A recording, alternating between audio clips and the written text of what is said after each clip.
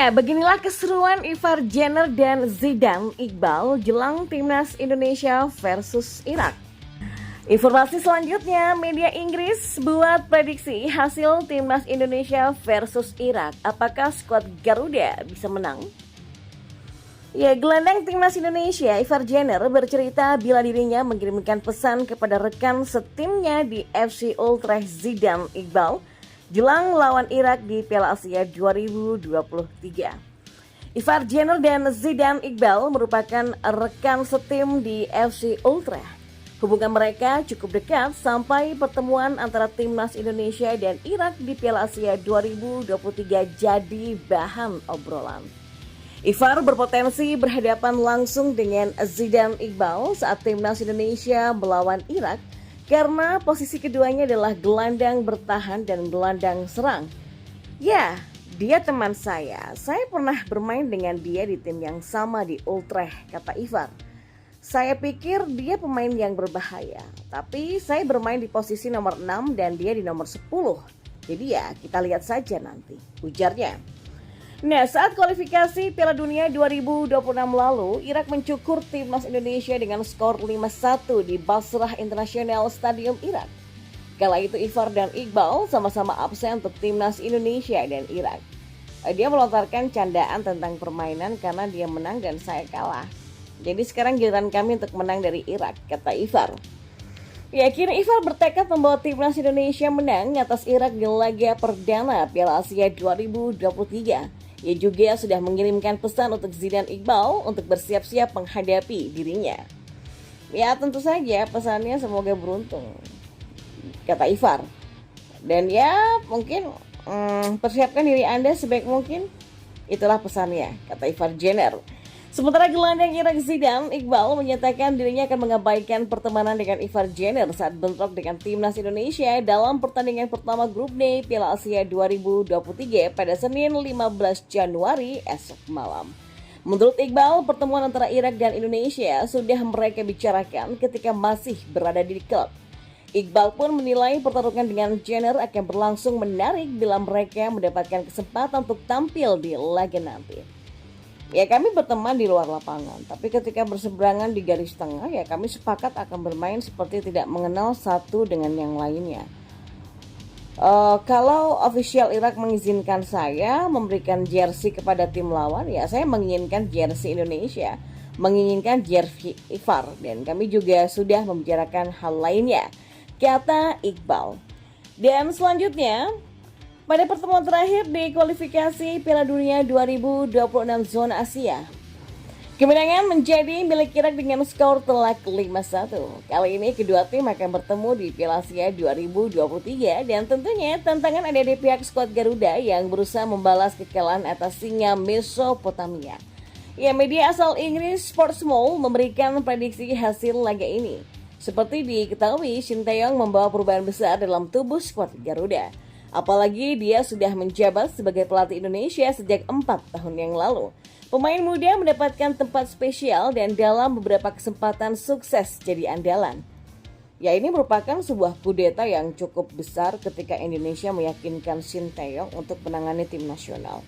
Dengan pelatih asal Korea Selatan ini ya membantu mengembangkan generasi bakat yang menarik. Tulis Sportmall. Dan yang terbaru, Justin Hutner menjadi pemain muda yang akan segera mendapatkan tempat reguler di skuad Garuda. Pemain Wolverhampton Wanderers FC tersebut terus mendapatkan menit bermain di dalam 3 laga uji coba Indonesia. Selain itu, ada beberapa keturunan yang terus jadi andalan di dalam tim. Justin Hutner masih mencari penampilan pertamanya di Liga Premier Inggris untuk Wolverhampton Wanderers, tetapi telah mendapatkan 3 caps pertamanya untuk Indonesia di tahun ini yang merupakan yang paling sedikit kedua dalam skuad yang terdiri dari 26 pemain di belakang Wahyu Prasetyo dan Persib Semarang ya. Sementara untuk Ivar Jenner yang saat ini bermain untuk klub Eredivisie Utrecht punya 5 caps. Lanjut artikel tersebut.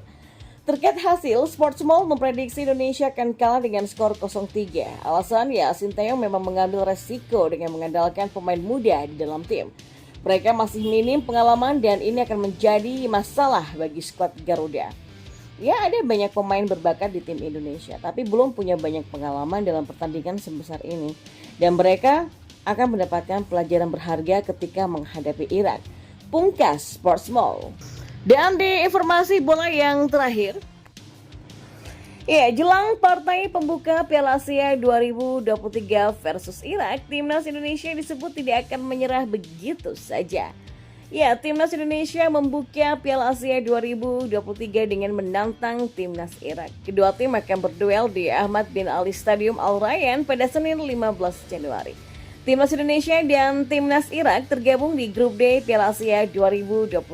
Mereka juga bakal bersaing dengan dua tim lainnya, yaitu Timnas Jepang serta Timnas Vietnam.